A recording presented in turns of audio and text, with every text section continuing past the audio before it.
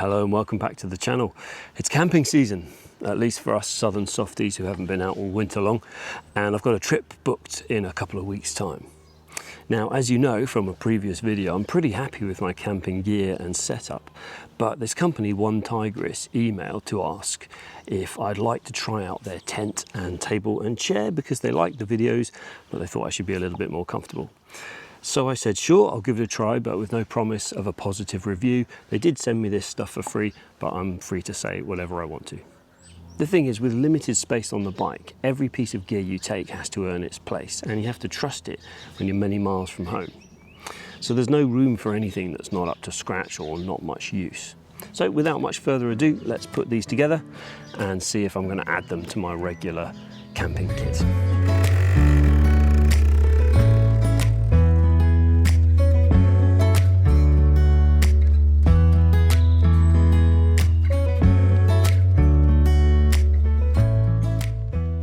Now, it's significantly lighter than the tent I had before, which was 2.8 kilograms, and the Stella is 2.2, which is a big difference for a backpacker, but for a biker it doesn't matter quite so much.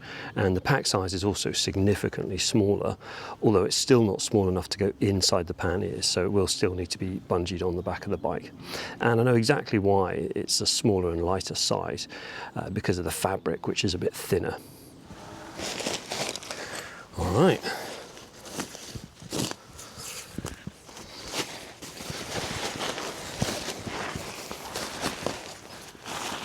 Here's the fly sheet and the poles and the ground sheet. Yeah, straight away I can notice a much thinner material than I'm used to. I'm sure it's perfectly fine, and it's how the weight has been cut down, which is probably a good thing. We'll spread it out, and the poles are all one piece except for this one for the middle. So they sort of just pop together on the elastic like a big spider.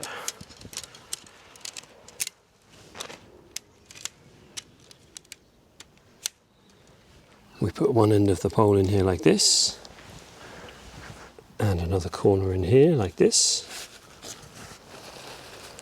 and then get both at once.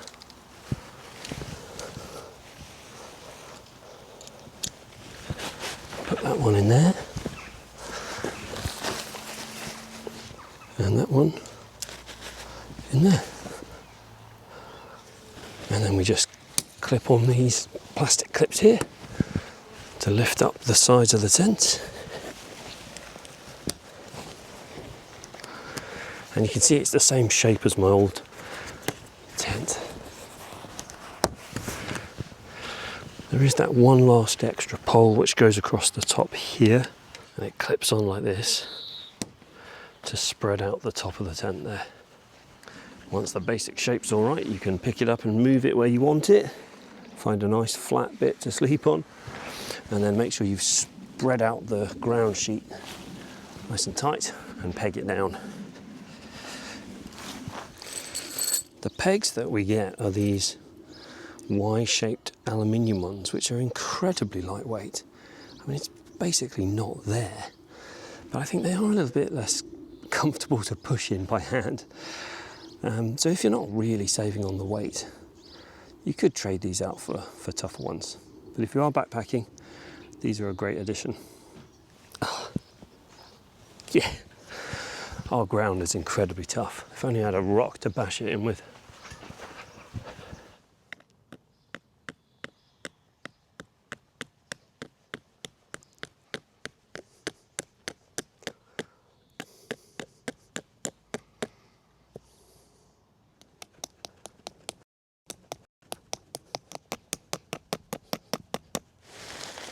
Tip from the Girl Guides: zip up your doors when you put the fly sheet on so it's the right shape when you pull it.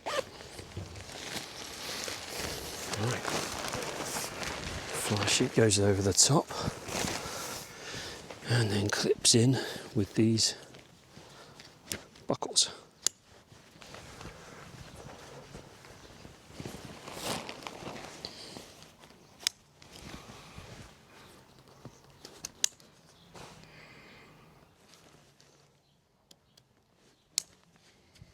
go, pull the door forwards. Tighten up a little bit.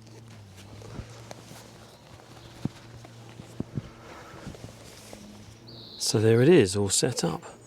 Interestingly, the fly sheet doesn't come all the way down to the ground. There's a little gap, which I suspect is probably good for ventilation.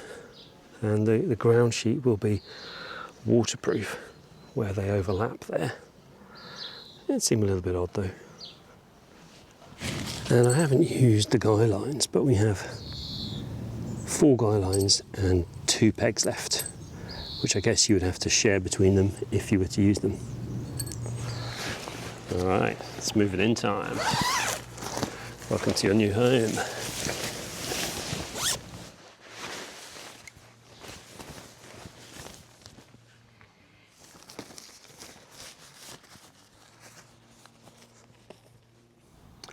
So here's the reason you want a 2-person backpacking tent for one, because you can have your bed and have your stuff next to you, and a little bit more space to get in and get changed and things. Oh, I see. Yeah, you can unzip that both ways and then roll it up like this for a bit more ventilation, because it's pretty hot. And we've got plenty of headroom, you know, I can sit up in here quite comfortably without touching the ceiling, which makes for a lot more comfort if you have to be inside the tent because it's raining. Let's talk porches, or if you're posh, vestibules. This is the trick I quite like.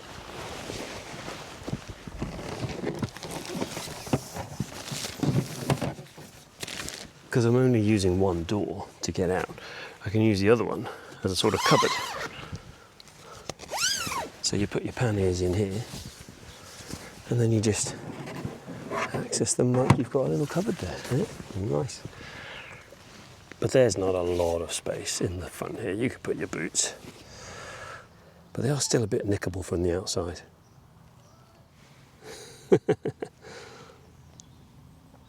Okay, we've got our tent sorted, so now we need a place to sit. One tigress calls this their blade chair, which is a name that sounds quite exciting and uncomfortable. I hope the real thing is more comfortable than the name would suggest. It is more bulky to pack than my old chair, but this frame works quite well to put up. And I think it also sits a bit higher than my old chair, which is nice. If I take it, I think I will just abandon the bag and just put these 2 parts in the dry bag on top.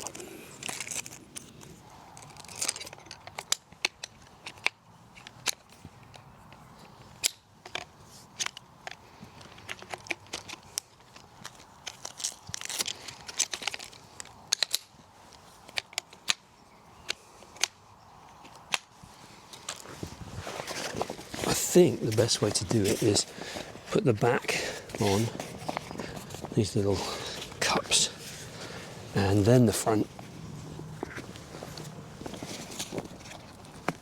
and then push this forwards until it clicks like that. There we go. Well, you know what they say, the proof of the pudding's in the eating, the proof of the chair is in the sitting. Oh yes, that's very nice. It's comfortable, it feels like any of the other, you know, bucket seat type chairs. No headrest obviously, but as long as you don't have a bad back or a bad neck. I have sat in these for whole evenings before very comfortably. It's got pockets on the side, either side here for your phone. That's quite handy. Lovely. Now the table has a much more sensible name. It's called the Dipper, because you're dipping into some food or something. It comes in lots and lots of parts.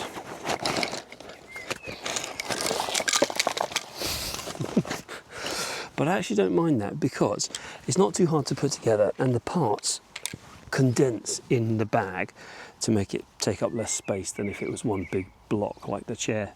Let's put this thing together. Start the clock.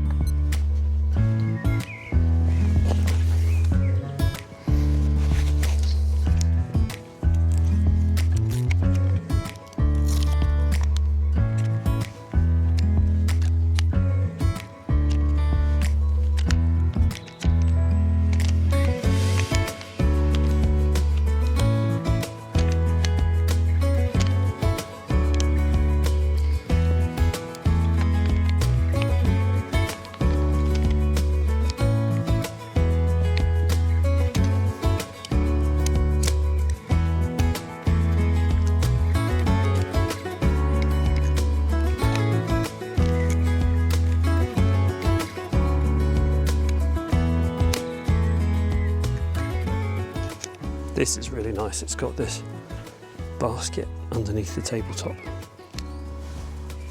You could put things in like your phone or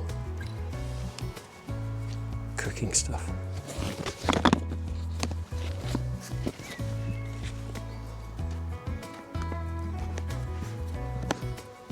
There we go, 1 minute 45 seconds. I have done it once before.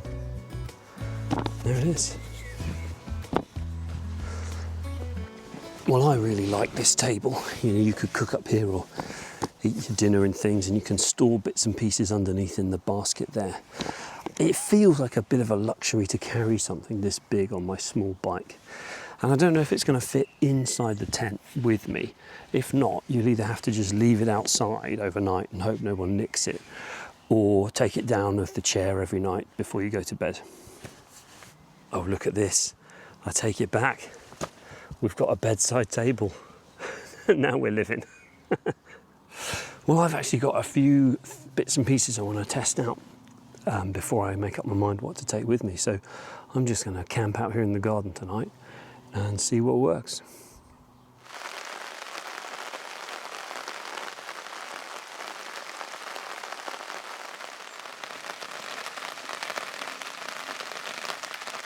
Well, it has been raining all afternoon and it's going to keep going into the night. So we're just going to get a really good test of how waterproof this tent is. Wish me luck. I'll let you know how I get on.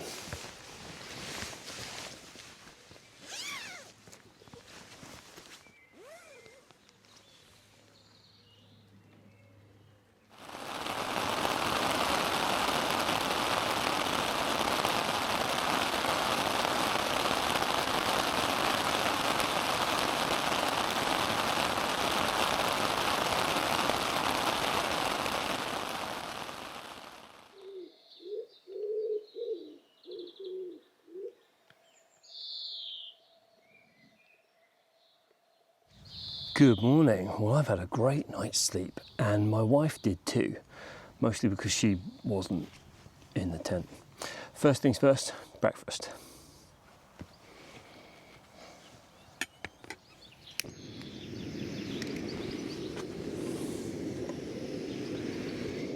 I'll tell you what, changed my life a bit when I discovered you can actually make your own sausage and egg McMuffin.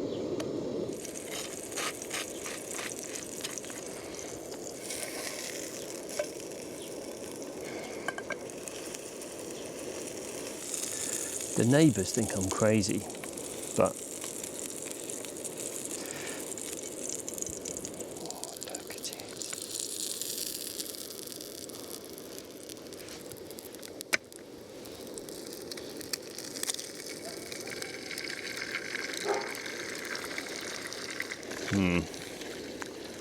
Just gonna, yes.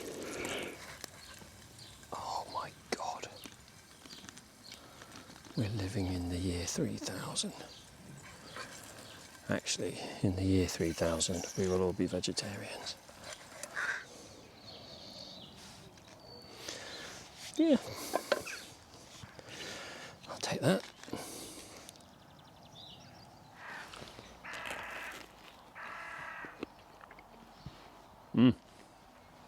First things first, camping in your own garden is really fun.